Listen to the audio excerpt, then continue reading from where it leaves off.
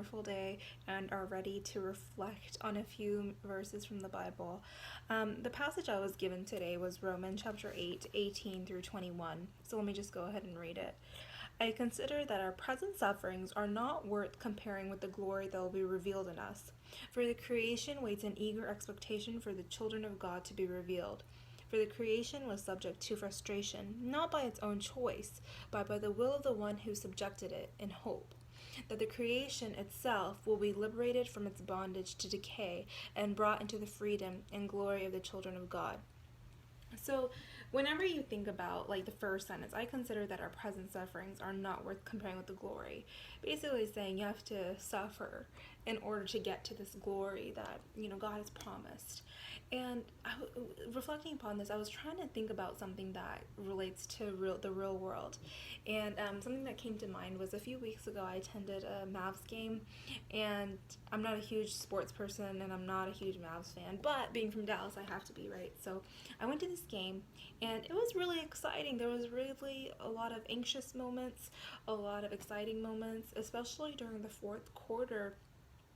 Everybody was on their feet because it was so close, and everybody's yelling, let's go Mavs, let's go Mavs. And we're waiting for that it was, I think it was down to like the last goal or whatever it's called. Anyway, so we win, and the relief and the excitement and the anxiety is all gone. It's completely gone, right, when once we won. And I know some people, some sports fanatics, go and watch replays of games, whether it's football or basketball or whatever. And the thing is, after you know what's going to happen, when you watch the replays, you can almost anticipate like what's going to happen. So, example, for the fourth quarter, someone won't be as anxious when they're watching the replay. They know we're going to win, right? In a similar sense, if you compare like a Mavs game, I guess, to life, the thing is, the Bible tells us constantly we know what's going to happen at the end. The glory of God, just like it said here, right here, it said the creation itself will be liberated from all its bondage and decay and brought into freedom and glory of the children of God. So it's saying we will suffer, we will do all these things that might be hard in life, but at the end of the day, at the end of our life, when we, are called, that's going to be like a really glorious day.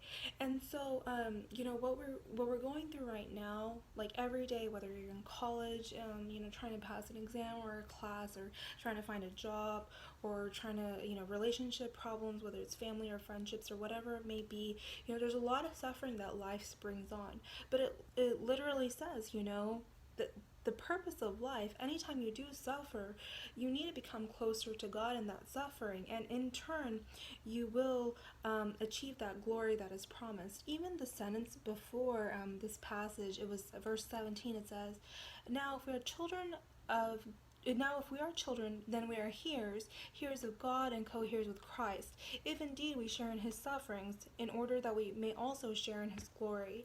So everything that we do needs to be Christ-centered, needs to be, what are we sacrificing in order to be closer to God? So during this Lent season, when maybe you gave up Facebook, or maybe you gave up me, or whatever it is, maybe you're also having anxiety and troublesome thoughts over whatever is going on in your life.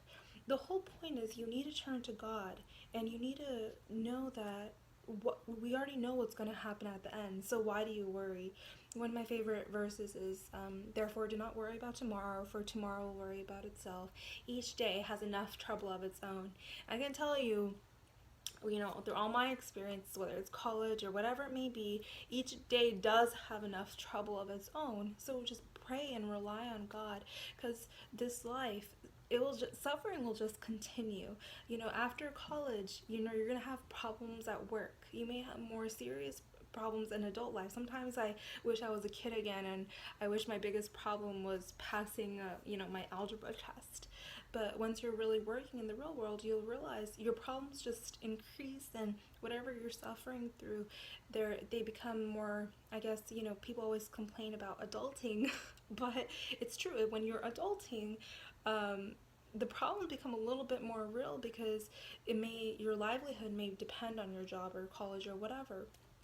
So in that time, always learn to rely on God and lead a Christ-like life, because just like, if someone watching a replay of the Mavs game, we know what happens at the end.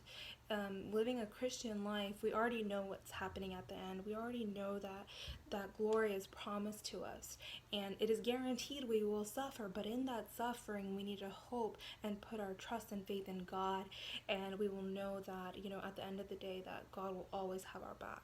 So that's what I want to just share with y'all, and I hope you reflect on this passage more, and whatever you're going through, just trust in God and pray to Him no matter what, and it will all be okay in the end. I hope you guys have a great rest of your week, and God bless you.